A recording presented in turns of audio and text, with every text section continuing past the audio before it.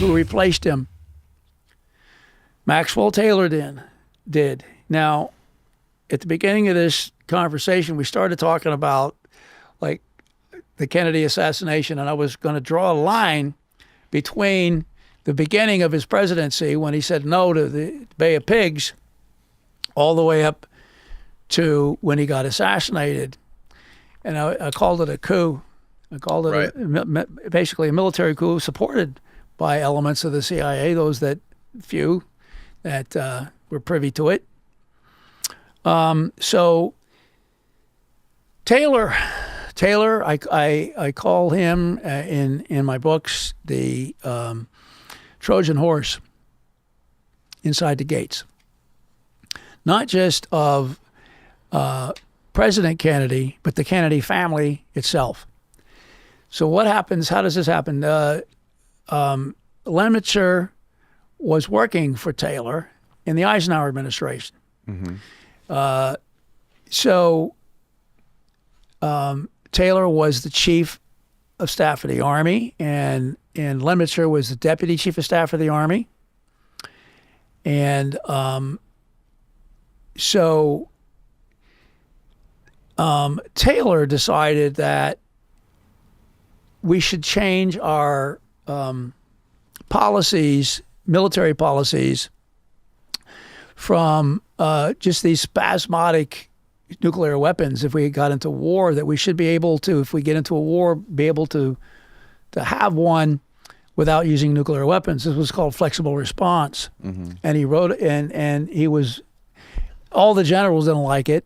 And so he realized that he was of no use, and there was no way he decided to leave. And he wrote a book, Uncertain Trumpet, on it, and his whole thing about flexible response. And so when Kennedy decides that he wants to do an investigation of the Bay of Pigs failure, his brother, Bobby, all of a sudden is put in charge of a lot of stuff, because whereas he was just the Attorney General, after the Bay of Pigs, guess what happens to Bobby Kennedy? He's still the Attorney General, but he sits in every meeting from that day on.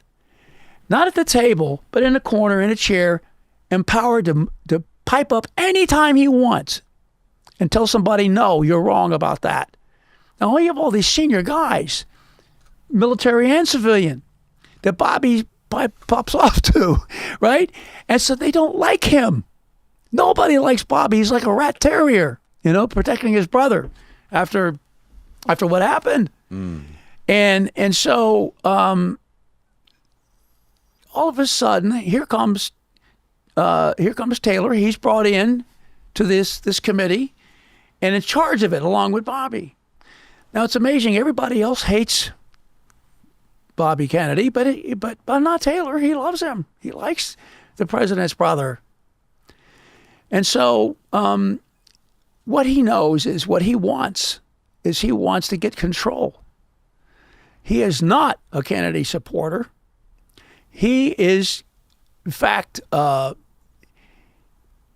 a fear that having Taylor in the White House, fear in the military that, we've got a guy over there. How can we do our job with the new Joint Chiefs of Staff, that whatever they were, if the guy who's got the president's ear can go against us, right? But they fixed that. Taylor made a deal with Lemnitzer that, listen, you tell me what you want to do first, and I'll vet ways in which I can get Kennedy to go along with it. So they were working together from the very beginning. Now, the next thing is we get to the end of 61, and Kennedy decides that he wants, and everybody wants combat troops into Vietnam, even at this time. By the way, Lemnitzer wants war in Cuba, Laos, and Vietnam all at the same time. How can you do that? And you don't even have enough ground forces to fight one war. Right. There's one answer. How are you going to do that? Nuclear weapons. You don't have to use ground forces when you're going to blow the pogies out of everybody. Anyway, back on the ranch here. So here comes Taylor. And he becomes, so right after this investigation is over of the Bay of Pigs, he learns from Bobby that John Kennedy is his brother, the president, wants him to take over the CIA because he's going to fire Dulles. And he wants Bobby to take over the CIA? No, Bobby tells Taylor that that his brother wants him to take over the CIA. Got it. Okay. He's going to take over the CIA, and Taylor says, "Nah, I don't think so.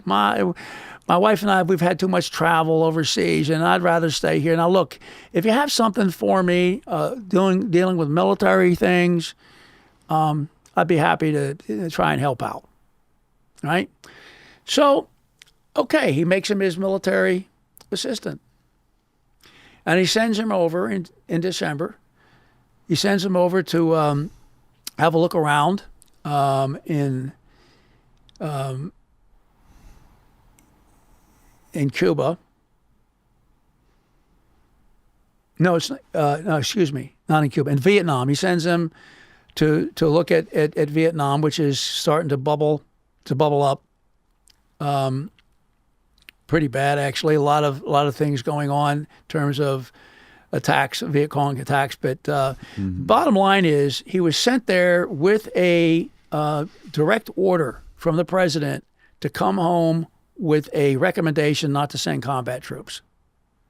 It was phony. He was that was his job. That was his job. His job was to go over there, look around, and come home and say, we don't need combat troops. Right. He comes home and puts a proposal on the table to send combat troops under a flood relief task force cover.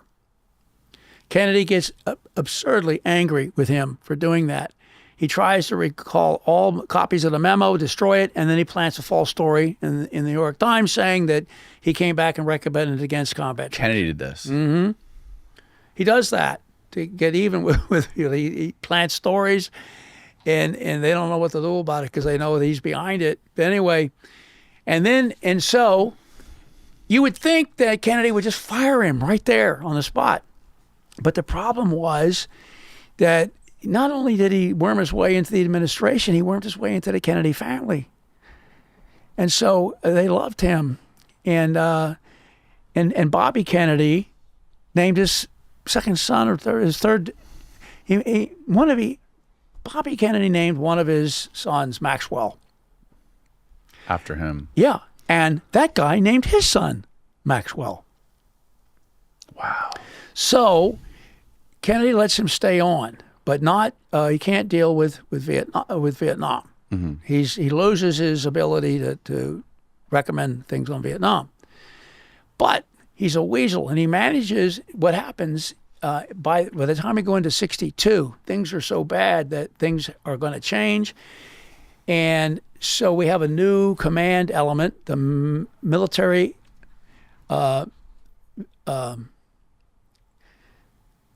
What was there was the military advisory group. The advisory group is going to be replaced by MACV, Military Assistance Command Vietnam, a command, not just an advisory position. So MACV comes in, and the guy, General Carter, not General Carter, who is it? No, I forget the name of the guy who is assigned. Not Magar. Maybe I'll think of his name in a minute. So whoever it was that he sent as the MACV commander was actually Taylor's choice. And he was Taylor's protege. So in effect, Taylor is still running Vietnam because the new MACV commander is his guy. So after all the trouble we went through with the trip there and getting him smacked down by JFK, he's still pretty much in control of what's going on in Vietnam. So we go through 62. There's a huge order of battle thing going on that I describe in JFK in Vietnam, where all the forces, the Viet Cong forces, are cut in not just in half, but 60% are eliminated after a big study is done. And the true story of what's going on in Vietnam is not given to Kennedy. The false story he's given is that there's not that many troops. And the truth is that There's a lot of them. Now, what Kennedy had decided to do, there's three options in Vietnam. We get out completely. We invade with troops. Those are off the table. What's on the table for Kennedy is an advisory effort. But when those numbers were discovered, how many Viet Cong were there, the advisory effort was dead on arrival. So they had to hide it from Kennedy. But guess who knew all about it? The vice president got all the true reporting, and the president got all the false reporting. And I know about it because the guy who was actually managing Lyndon Johnson, who was the vice president at the time, Howard Burris was his name, and he took me to several places. I met with him 15, 20 times over a course of years, and he told me the whole story. He told me that whole story.